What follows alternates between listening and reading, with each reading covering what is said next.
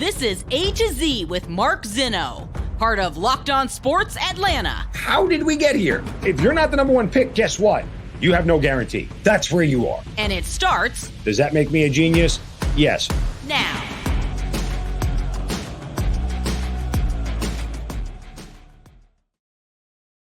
Good afternoon. Welcome to A to Z here on Locked On Sports Atlanta, where today I tell you the devil's in the details. Welcome in. We are live here on this Monday. Appreciate you guys joining me. Give us a follow on Twitter at Locked On ATL. Of course, I'm at Mark Zinno, MarkZinno. Don't forget to subscribe to the YouTube channel. And remember, we are free wherever you get your podcast. Make sure you check out Locked On Sports Atlanta. Big thanks to the production team here for the new introduction here for A to Z. Certainly enjoyed having that as part of the show today. And it's appropriate just because, well, we're in a new era right now. We are very much in a scenario here where I have to remind you guys repeatedly about taking the 30,000-foot view with the Atlanta Falcons and reminding you that games like yesterday aren't a sign that things are going bad. They're actually a sign that things are going good. The loss to the Chargers yesterday wasn't because you were outcoached. It wasn't because you necessarily were outplayed. It wasn't because they just flat out had better athletes. You lost because you didn't execute well, and that's fixable. That is something that in the grand scheme of things is very much a fixable problem that you have. There were a ton of mistakes in the game yesterday, and it really kind of played out like a lot of other Falcons games this year, right? It played out like a lot of other Falcons games in the sense that they ran the ball really well. They controlled the clock. They controlled the flow of the game. Their defense played better than expected despite giving up big chunks of yards. Overall, if I looked at the box score, I would say the Falcons probably won this game. And then you get to the turnover situation, and, well, that explains it. I mean, that's part of it. But all things considered, this is the kind of game that the Falcons play. It was a carbon copy of other wins. They just didn't make enough plays. This game looked like a carbon copy of the Browns game that they won. Statistically, it looked a lot like that. This game statistically looked a lot like the Buccaneers game that they won, minus the defensive touchdown. These are the kind of games that the Falcons win. This is who they are. And Marcus Mariota is who he is. Guys, we do this every single week. And it makes me wonder why we have to bang our head against the wall. I was driving around this morning, and I'm listening to talk radio here in Atlanta. And fans are calling up complaining about Marcus Mariota. And what do you want to hear? Drake London and Kyle Pitts both got 7 targets. So we can't complain about the target share. They only got, out of the 14 targets they got, they only got 5 passes completed for 50 yards. Why? And guys, Marcus Mariota is incredibly inaccurate. He just is. There was a pass. There were 2 passes I could think of to Kyle Pitts. One of them he actually caught, but the other one he didn't and couldn't because the passes were so far behind him. It was pathetic. This just is what he is. We have to keep doing this over and over again, and I'm not sure why we're expecting different results. You should be proud of the way the defense played yesterday because, for all things considered, they played better than I would have thought. Now, the Chargers didn't have their full complement of wide receivers. Josh Palmer was their best receiver yesterday. Nobody knew who DeAndre Carter, Michael Bandy, Richard Rodgers, nobody knew who those guys were. So Justin Herbert did a good job of, trying to spread the ball around as much as he could. But, this is not a team that was loaded with talent. If they had Mike Williams or Keenan Allen, this game probably isn't anywhere near as close. But again, the Falcons are a limited team roster standpoint. They're a limited team from a talent standpoint. And you're going to lose close games. And for those who wanted to go back and say, oh, well, the way we were winning before wasn't sustainable, you were right. I don't think anybody was ever arguing that, though. I don't think anybody was ever questioning whether it was sustainable or not. I think you just need to recognize and realize what is going on here with this team. They're taking steps. I don't look at this as a bad loss. You didn't execute well, and you got beat by a team with a better quarterback. That happens a lot in the NFL. I mean, if you watch a lot of games, it kind of just goes down that way. So, what you take from this, did the Falcons let an opportunity slip away? Yeah. Was this one of those games that you probably looked at the beginning of the season and said you probably weren't going to win anyway? Yeah. Does that matter in the grand scheme of things? No. I think you'll learn a lot more about Arthur Smith and this team as they have to turn around and play in 4 days again. I think that really is a better barometer against an opponent that they saw 2 weeks ago. How well prepared are they for the Carolina Panthers? I mean, the idea that winning the division, as much as it's in your grasp, is something that you should be upset about losing, all things considered, to me, is a little bit much. You're moving the goalposts on those expectations. You're flat out losing the goalposts, moving the goalposts on those expectations. A loss yesterday, you're still way ahead of where you thought you'd be. The fact that you're 4-5 and tied for first at this point, says more about how bad the Buccaneers have been than anything else. If the Buccaneers were 7-2 and you were in second place at 4-5, you'd view this thing totally differently. But still, the Falcons are a team right now that I think fans have to understand.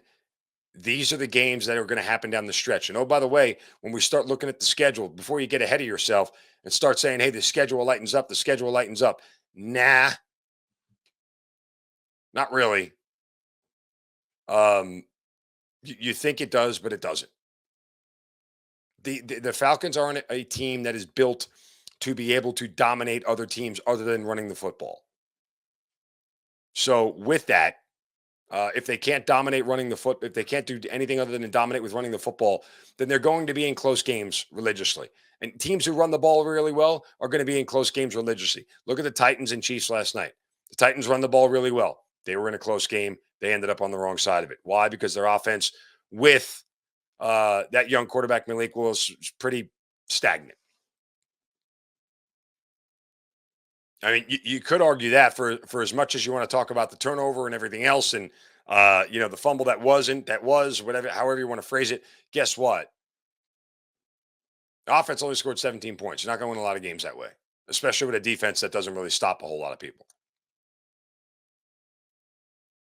So, if the Falcons get AJ Terrell back on Thursday night, that may be very much a something that gives a lift on defense, but 30,000-foot view, folks.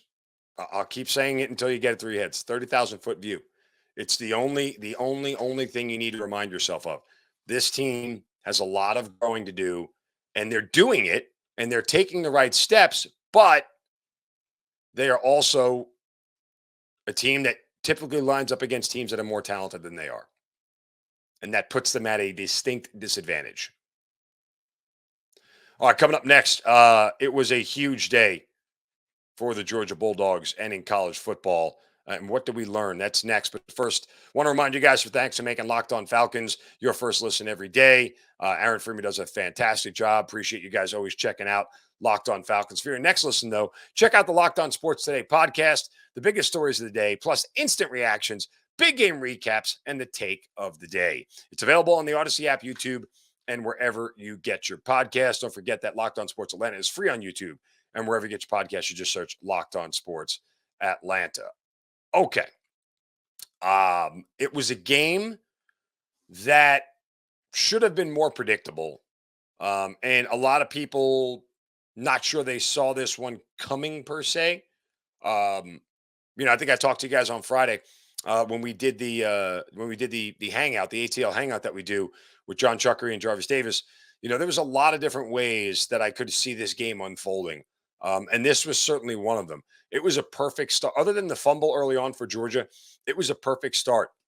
They put Tennessee down by 11 points early. And what happens every time when you are a team that scores as easily as Tennessee has all year long. And your first 4 drives are 6 plays, field goal. You only had to go 17 yards. 5 plays, 16 yards. 3 plays, no yards. 4 plays, 16 yards. Guess what? And you've given up 2 touchdowns, 3 touchdowns in that span. Yeah, you panic. You start throwing the ball all over the place. And that's exactly what Josh Heupel did. He panicked. Knew he couldn't run on Georgia. Knew he couldn't win the game that way. So he sent Hendon Hooker to the slaughter, and he got slaughtered. He got sacked 6 times. But Georgia asserts themselves as the best team in the land. They should end up with the number 1 ranking this week. No ifs, ands, or buts, especially considering Ohio State struggled mightily with Northwestern. And Georgia, you could argue, probably has the 2 best wins in the country right now, beating Oregon and beating Tennessee. I think that's fair. I don't know a team that has 2 better wins than a number 1 team and the team now that's going to be inside the top 5, if not top 4, of the college football playoff rankings when it's done in Oregon. So Georgia should be the number 1 team in the land when it's all said and done. And for all of the bluster about Tennessee's offense, Georgia once again proves a very simple fact that good defenses will shut down good offenses. And scheme matters. You have to figure out a way to play defense. I've been telling you guys for weeks that Tennessee is going to get got because of that pass defense. They got on both fronts. They got because their offense couldn't do anything, but they also got because, their pass defense was terrible. They gave up 387 yards. And Georgia, who's very good with the ball and time possession, didn't even need to possess it that long. 31-29 was the final time possession for Georgia. So Georgia didn't exactly run the ball very well, but they were just super, super effective every time they touched the ball. Again, Georgia went 5 plays, 80 yards. They had that 1 play for a 37-yard touchdown, but 6 plays, 64 yards. Georgia goes 12 plays, 78 yards. Like the Kirby Smart death march, 15 plays, 67 yards to start the second half. I mean, and the other thing you're doing to a bad defense there is just wearing them down. It's just wearing them down. That's all you're doing. Yeah, you keep that defense out on the field that long. By the 4th quarter, those guys are exhausted. Georgia is methodical. They are deliberate, and they are extremely well coached, and they execute at a high level. Just watching that game unfold, you could see how Georgia dominates. And Georgia really should not have to break a sweat again the rest of this year. I know they got to go to Lexington and play Kentucky, but road game in Starkville next week. You'll get the cowbells out. By the way, Mississippi State laid such an egg this week against Auburn. It was my best bet, so I'm allowed to be a little bit sour about it. But I bet on Mississippi State, expecting them to do what they did in the second half. They did in the first half. They go up 24-6 in the first half. It looked like they were going to cruise to a victory. Then they just kind of stopped playing football. But that's neither here nor there. Back to Georgia, because it's more fun to talk about them. So Georgia's going to have the easiest path right through. The one question left to figure out about Georgia is who are they going to face in the SEC title game after Alabama, who, God, they make a ton of mistakes. Alabama makes so many mistakes. It is unreal. I've never seen it from a Saban coach team. I really never have. I never have. But LSU looks to be in the driver's seat for a date with Georgia in the SEC title game. LSU has head-to-head tiebreakers over Ole Miss and Alabama. Ole Miss and Alabama are going to knock each other out of this whole thing because they're going to play each other this week. But really, the only hope that either Ole Miss or Alabama has is probably Texas A&M, because I think they have the better defense. Now, the 2 road games left for LSU are Arkansas and A&M. They play UAB. That doesn't count. Do I think LSU could lose either one of those games? Yeah. And I think the line opened up at LSU -2 this week against Arkansas. Oh, -3. Okay. Yeah. So it's already moving in favor of LSU. But yeah, I mean that's LSU, Georgia in the SEC title game. It'll be more of the same. Jaden Daniels will be in for a rude awakening. He's not going to know what hit him. If Hendon Hooker got beat up like that, imagine what's going to happen to Jaden Daniels. It's not even going to be close. So it was very much a sort of pre-coronation for Georgia this weekend. The way that they handled um, Tennessee. There were a lot of sharp people out there who saw that game script unfolding, and Georgia once again proves that they have the horses other teams don't. Although part of me is really curious. I would love to see Georgia play Alabama this year. I know it's easy to say that Georgia would crush them, but again, it's one of those deals where uh, I genuinely believe that game would be closer than people give it credit for, just because Saban knows how to coach. But again, his players make so many mistakes. It's unreal how many bad mistakes his team makes. Never seen anything like it from a Saban coach team at all. At all. It really, really is very much a situation where um, you know the Alabama Crimson Tide. I'm not going to write their demise, but I will turn around and say that they are uncharacteristically undisciplined, which is what you don't expect from a Nick Saban type team. All right, we have some NFL news and notes to get to as well, and the Hawks. They are also in a big game tonight against the Milwaukee Bucks. We'll see how that game goes. We got a lot of interesting things that happened in the NFL this Sunday, and we are going to discuss all of that here in just a moment. But first, a word from my friends, your friends at Locked On Sports today. Locked On Falcons is a great show. You guys hear me say it all the time, and we appreciate you guys making Locked On Falcons with Aaron Freeman your first listen every day. For your next listen, check out that Locked On Sports Today podcast. It's the biggest stories of the day, plus instant reactions, big game recaps, and the take of the day, available on the Odyssey app, YouTube, and wherever you get your podcasts. We are going to get to the NFL here in just a moment.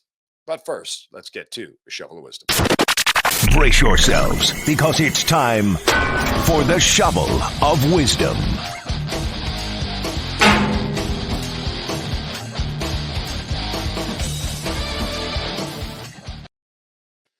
Yeah, you know how we do it every single day. We have to set somebody upside the head, whack them right upside the head for saying or doing something stupid. And today, my shovel goes to the UFC. All right. I don't know if you guys followed this, but there's a fight in the UFC that is under investigation. It ended. It was between Derek Minner and Shailin. I can't even say this guy's last name. Nordenbiki. It ended abruptly in the first round, and it's being investigated by U.S.-based integrity firm after several sports books in multiple states reported suspicious wagering on the featherweight bout. The odds of Denbiki defeating the underdog Minner moved dramatically hours leading up to the fight. We always say this, that you follow the money. Bettors were convinced not only would the underdog, bettors were convinced rather that Denbiki was not the underdog, would win, but he would do so in the first round. Money poured in on the favorite, for the fight to last fewer than 2.5 rounds. Some sportsbook took the fight off the board, and immediately it was, subject to investigation. And again, this kind of stuff, one, it gets overblown. Okay. Two, the fact that a fighter could throw a fight, to me, is utterly ridiculous. There is a lot of, there were also talk about, that Minner, who's the underdog, was injured, and he wasn't 100% healthy for the fight. But like the UFC has to police all this stuff. and owes it to its patrons and its viewers to make sure that they are putting on something that is 100% genuine. Um, and I'm all for, somebody who's a big sports bettor. I am all for investigations into stuff like this. I keep telling everybody routinely, there's literally no way in this day and age that anybody could throw something that this big without getting caught. And if it comes down to that, this was a thrown fight, there are going to be people in trouble, and they should be prosecuted and put in jail.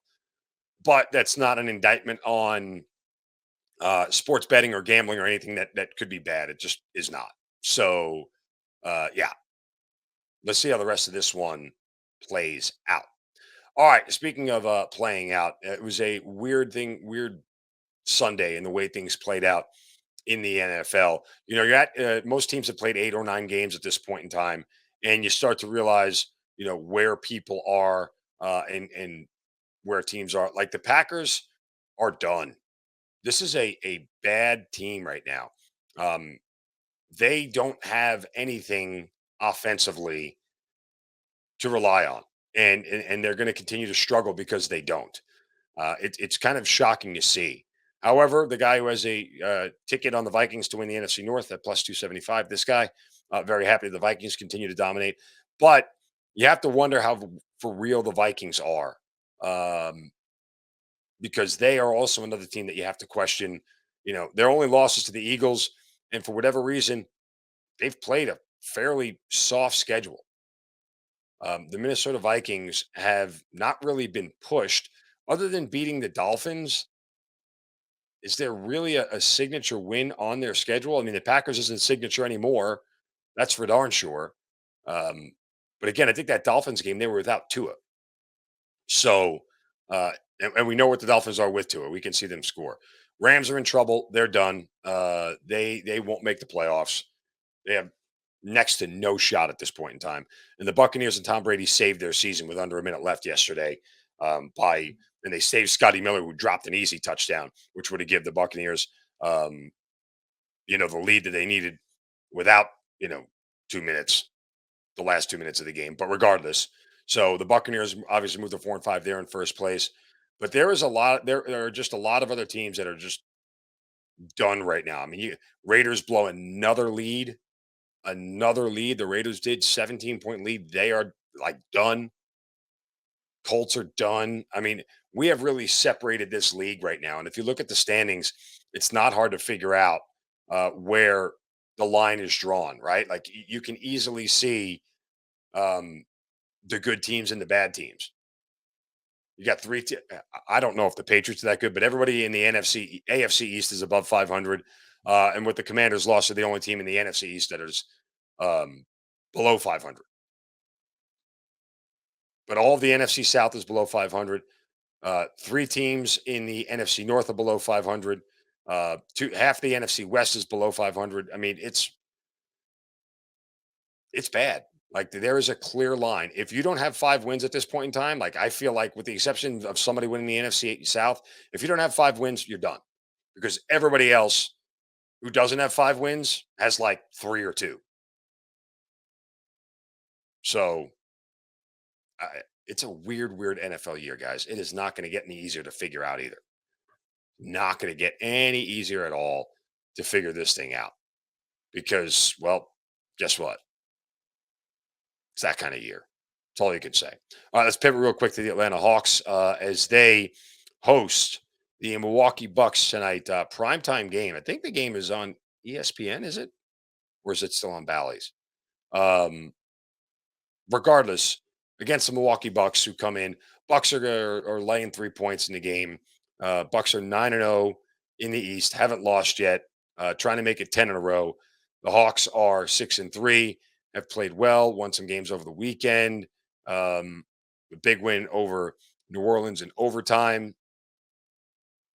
It's interesting, I went back and looked. Only one game in this series has been decided by a margin of less than 5 points. And it was an overtime win for Milwaukee back in 2019. These games are pretty one-sided. When the Hawks win, they win big. When the Bucks win, they win big. So it'll be interesting to see how this game shakes out. and it falls on a night where you can get to State Farm and there's nothing else going on right now, and you're starting to turn the calendar a little bit, even though we're at daylight savings time and it's November and it's still 80 degrees in Atlanta. It feels like it's a good night to go catch a basketball game, you know. But these are the kind of games where the Hawks are going to be measured, right? Uh, we talked a lot about how the Hawks can beat up on the bad teams, but yet they struggle with the good teams. Already this year, the Bucks ended up beating the Hawks 123 to 115. That game was in Milwaukee. Let's see if they can show out against a team like Milwaukee and go win a game. Because the Hawks' 3 losses this year were to I guess you want to count Charlotte as a playoff team from last year in the play-in tournament, but Charlotte, Milwaukee, and Toronto, all playoff teams. Their wins were against Houston, Orlando, 2 against Detroit, New York, and the Pelicans. So make of that what you will. See if the Hawks come out tonight and get a win against a very, very good Bucks team. All right, that'll do it for us here on A to Z on this Monday. Back tomorrow for a full show. Again, remind you guys that A to Z and all of Locked On Sports Atlanta is free on YouTube and wherever you get your podcast. You search Locked On Sports Atlanta. Don't forget to subscribe to that YouTube channel. Give us a follow on Twitter at Locked On ATL. I'm at Mark Zinno, MarkZinno. You guys have a wonderful Monday. Back tomorrow for a Tuesday show. Have a great day. Don't take a crap from anybody. See ya.